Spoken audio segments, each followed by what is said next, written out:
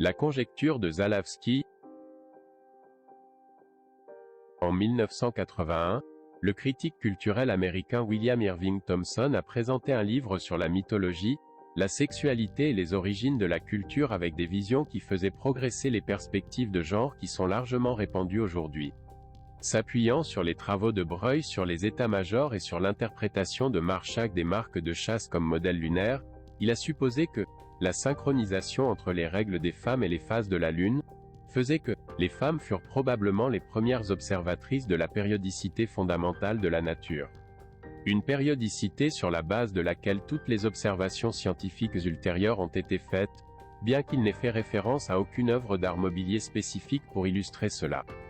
10 ans plus tard, dans un article sur « Le pouvoir des menstruations », publié dans le volume 1991 du magazine Mothering, Dana Taylor développe les hypothèses de Thompson en déclarant que la nature cyclique des menstruations a joué un rôle essentiel dans le développement de la comptabilité.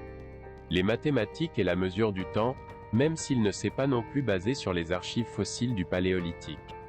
Dans ce contexte, quelques mois plus tard, Claudia Zalawski a publié un article supposant que les femmes ont été les premières mathématiciennes de l'histoire, en répondant à sa propre question.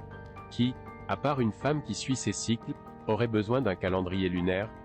Cette affirmation est ce que nous appelions en 2010 la conjecture de Zalawski, et dans ce cas, elle était étayée par des preuves archéologiques mises en évidence dans son livre de 1973, Africa Count, les 6 cycles lunaires enregistrés dans l'os d'Ishango et la rédaction qui a placé sa fabrication il y a 25 000 ans.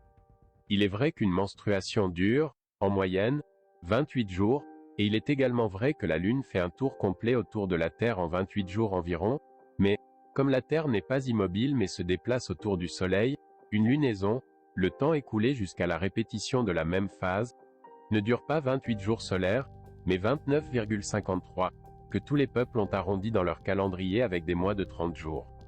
En effet, dans les 3 colonnes de l'os Ishango il n'y a pas 180 marques enregistrées, égale 60 plus 60 plus 60, ce qui correspondrait aux 6 mois lunaires, égale 6 par 30, mais 168, égale 60 plus 48 plus 60, ce qui correspondrait à 6 menstruations, égale 6 par 28, mais les encoches groupées 28 par 28 n'apparaissent pas non plus dans l'os et Zalawski n'explique pas non plus ses comptes dans aucun de ses ouvrages pour expliquer sa conjecture. Les historiens des mathématiques comme Grattan Guinness admettent la possibilité que les femmes du passé aient perçu la corrélation entre les phases lunaires et leurs règles. Des préhistoriens comme Dinner Snow mettent en évidence le dimorphisme des mains peintes en négatif. Des artistes comme Arturo Asensio provoquent la réflexion en montrant une femme peignant les polychromes d'Altamira. Des préhistoriens comme M. Patou Matisse et M. Sanchez Romero revendiquent le rôle des femmes dans le passé. Cependant, ils n'auraient toujours pas pu corroborer la conjecture de Zalawski.